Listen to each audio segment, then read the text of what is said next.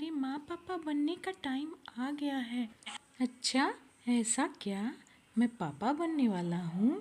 ओहो, बड़ी खुशी की बात है। जंगल में चिड़ियों का एक जोड़ा रहता था। एक का नाम पीलू था, दूसरे का नाम नीलू था। चलो नीलू, हम लोग तिनका ले आकर अपना घोंसला बनाना शुरू कर देते हैं। घोंसला बनाने में भी तो समय लगेगा ही। दोनों चिड़ियों ने तिनके ले आकर एक प्यारा सा सुंदर सा घोंसला बनाया। दोनों ने मेहनत की और उनका घोंसला बनकर तैयार हो गया।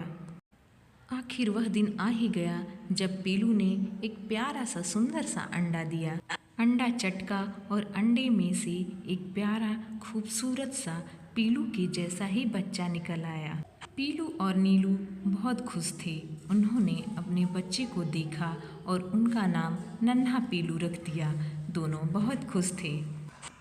बच्चा बहुत खूबसूरत था और नीलू और पीलू ने उसे उड़ना सिखा दिया।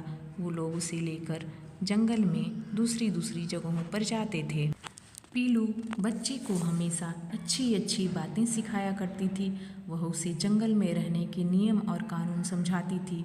वह बताती थी कि हमें कैसे लोगों से सावधान रहना है, कैसे अपने घर में रहना है और हमें क्या क्या खाना है। बच्चा बहुत प्यारा था। वह हमेशा पीलू से उसके साथ चलने की जिद करता था। माँ माँ, मुझे भी आपके साथ चलना है। मैं भी आप लोगों के साथ चलना चाहता हूँ। मुझे भी जंगल में घूमने का मन कर रहा है। माँ प्लीज़ मुझे ले चलो। माँ मैं आप लोगों के साथ चलूँगा।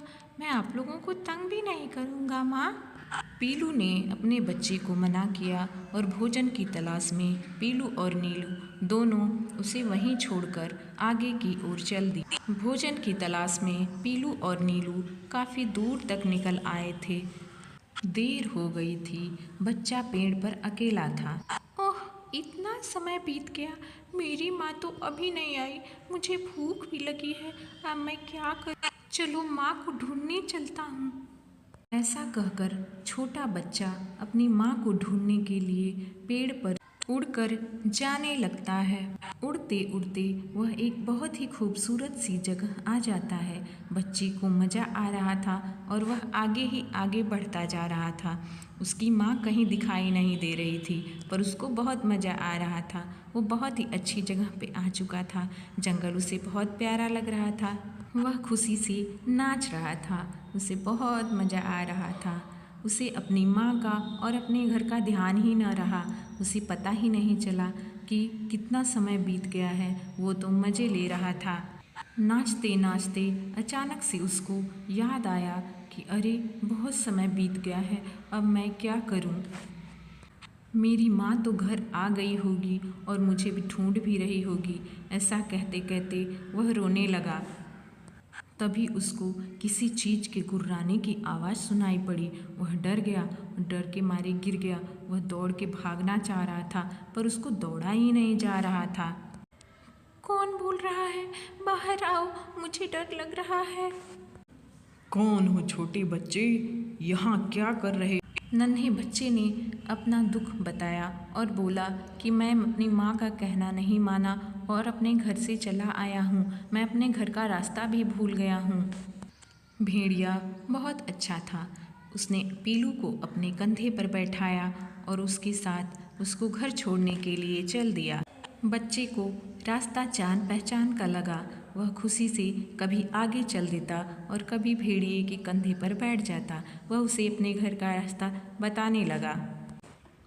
जंगल को पार करके वो लोग धीरे धीरे पीलू के घर की तरफ बढ़ने लगे। काफ़ी देर हो चुकी थी। इधर नीलू और पीलू भी अपने घर वापस आ गए थे। वहाँ पर उन्होंने नन्हे बच्चे को नहीं पाया।